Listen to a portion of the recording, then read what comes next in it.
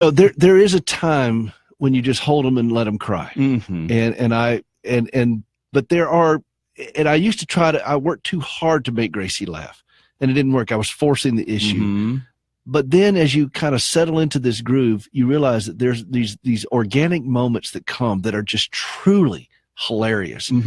And that's when she has this explosion of laughter, and Gracie laughs like a drunk Viking. I mean, she really does. I heard her today on our phone call earlier. Yeah. It's like nothing you've ever heard. I mean, she just belly laughs. Right. And her whole face just crinkles up. And I thought, if you could make a woman laugh who's in that kind of pain, but you can't force it. It's got to just come. And I think the only way that comes, Denny, is that when you have made peace with this in yourself and you realize, and you know what, I'm going to trust God with this. I'm not going to fight this. I'm going to just be who I am in it. Does that work with you? Yeah. Instead of forcing it when it comes organically, like you say, enjoy it. Don't blow it off. Have some fun with it. Milk it a little bit if you need to without getting forced again. But let it happen, and it's such good therapy for both of you. One time Johnny Erickson Tata came to visit us after Gracie had a surgery. And my humor had developed to a point where I could just see moments like this and let it come out. But you still kind of wonder, because this is Johnny Erickson Tata. And I don't know, for those of you who don't know who Johnny Erickson Tata, she's lived with quadriplegia for over 50 years from a diving accident.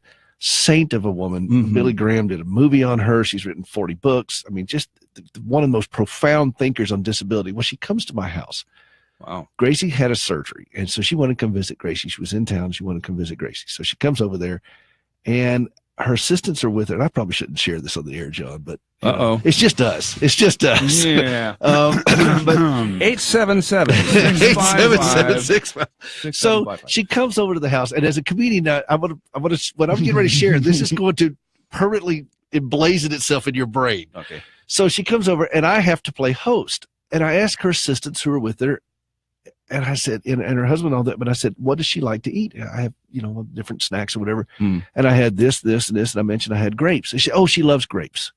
So I go in there and I bring a bowl of grapes, and I'm feeding grapes to Johnny. She shows me how to do this, one at a time, because she can't feed herself. Right. So I'm handing her grapes one at a time. And then for whatever reason, it just flew into my head. And I said, Johnny, when Gracie has me do this to her, she makes me take my shirt off and rub oil over my chest, but I don't want to make you feel uncomfortable. Well, she started choking on the grape, and I thought, oh my, she's going to die right here in my house. I'm going to have the mark of Cain on my forehead. I will be banned from every church in America. Caregiver. And I thought, but and she enjoyed the moment. It made her laugh.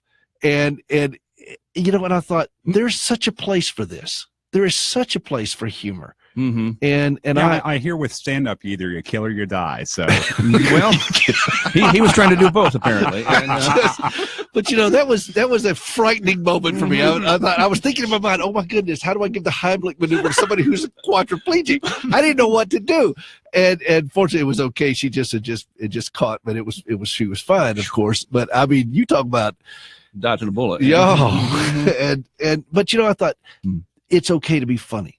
Right. It's okay to, even when they're crying. And I've had those moments. You've had those moments. And you don't have to force it. You just let it come.